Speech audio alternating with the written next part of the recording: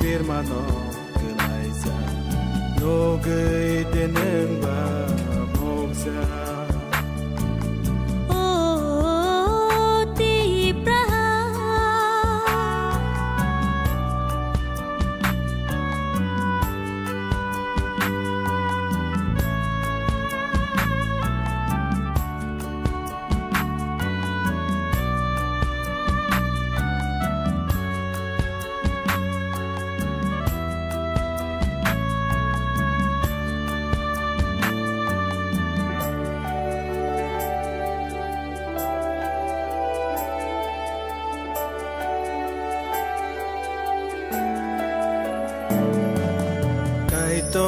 no kare sini lag male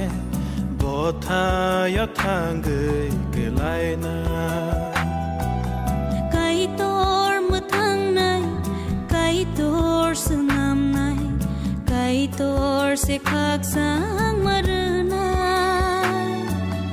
kai tor mu thang nai kai tor sunam nai kai tor se khak sang marna kai tor mu thang nai kai tor sunam nai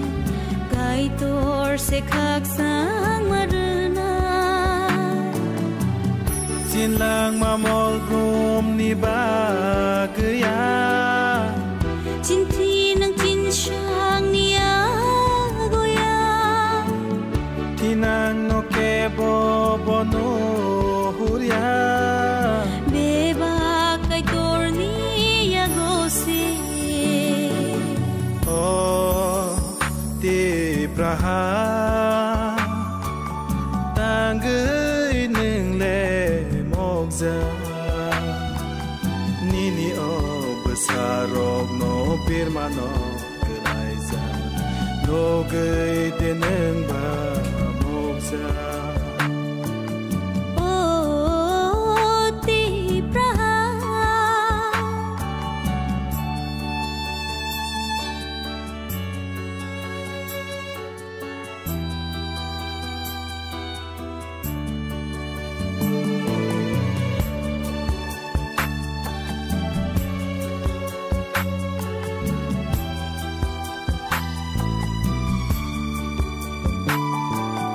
kai to le ringo phai di phai bai di sing no ma thang na ni ba gya boni shaklomo khak sang ma tongo phai di chang aro leng lawana kai to le ringo phai di phai bai di sing no ma thang na ni ba gya